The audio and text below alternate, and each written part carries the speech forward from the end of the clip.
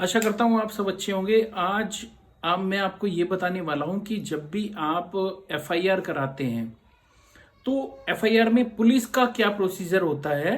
और पुलिस आपकी एफआईआर को किस तरीके से रिकॉर्ड करती है और किन किन सिचुएशन में आपकी एफआईआर को रिकॉर्ड किया जाता है और किस किस अपराध से अगर वो संबंधित है तो दोस्तों एक बात का ध्यान रखना, जब भी आप थाने में जाते हैं या किसी पुलिस स्टेशन में जाते हैं एफआईआर की रिकॉर्डिंग के लिए, तो अगर आपने एफआईआर आपकी रिटर्न में नहीं है तो पुलिस ऑफिसर या उसकी डायरेक्शन में उस एफआईआर को राइटिंग में रिड्यूस किया जाता है, यानी राइटिंग में लिखा जाता है।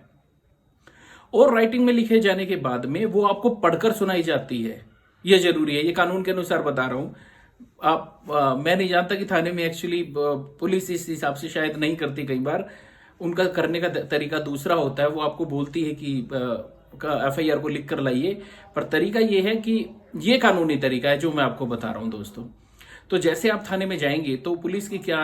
ड्यूटी होती है वो उस बारे में मैं आपको बता रहा हूं। जैसे आप पुलिस स्टेशन में जाते हैं एफआईआर को लिखवाने के लिए, तो पुलिस सबसे पहले आपको कहेगी कि एफआईआर को जो आप लिखवाना चाहते हैं वो राइटिंग में दीजिए हमें। और अगर राइटिंग में नहीं है तो पुलिस वाले कहेंगे कि आप इसको राइटिंग में लिखिए।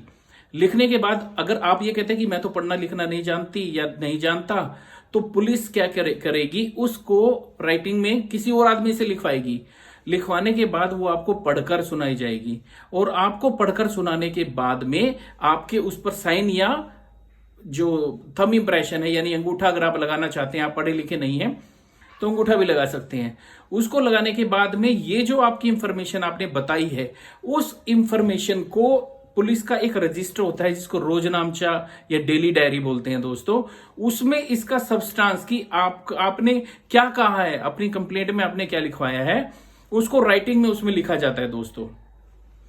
ये तो दोस्तों बात हो गई आपकी एफआईआर के बारे में कि इस तरह आपकी एफआईआर रिकॉर्ड की जाती है। मगर दोस्तों एक बात का ध्यान रखना, अगर ये एफआईआर आप किसी महिला ने दी है और महिला से संबंधित अपराध से संबंधित है, और वो कौन से अपराध हैं, मान लीजिए अगर किसी महिला के प्रति एसिड अटैक हुआ है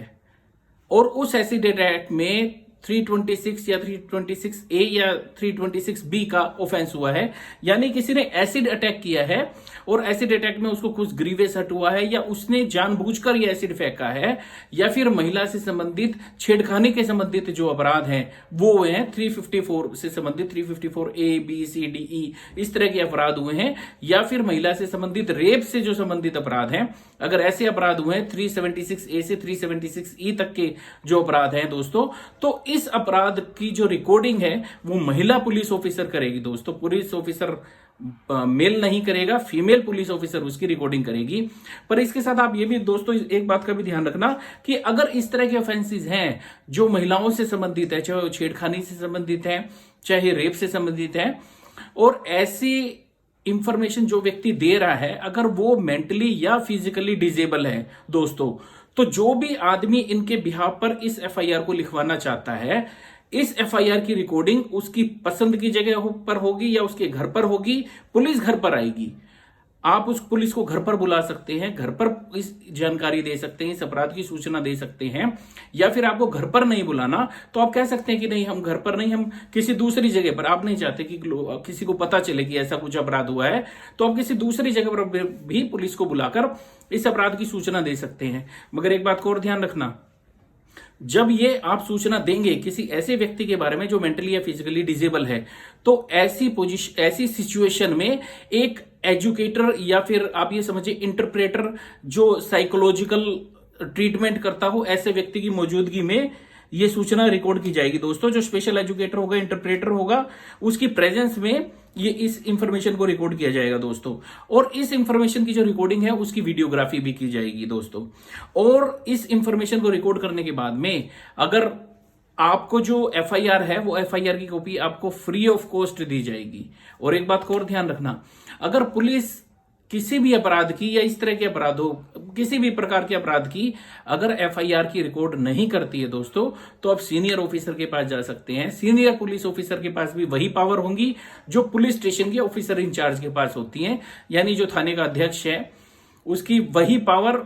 अगर आप एसपी के पास चले जाते हैं, डीएसपी के पास चले जाते हैं, तो जो सीनियर पुलिस ऑफिसर हैं उनके पास भी पुलिस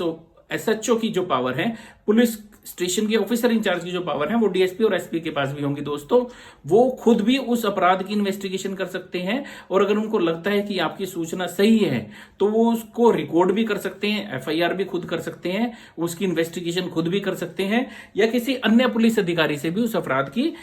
इन्वेस्टिगेशन करा सकते हैं दोस्तों। तो दोस्तों सतर्क रहें, सजग रहें और प्लीज कमेंट में मुझे बताएं कि कानून के किस विषय पर आप जानना पसंद करते हैं या आप जानना चाहते हैं दोस्तों। मैं जरूर जवाब दूंगा।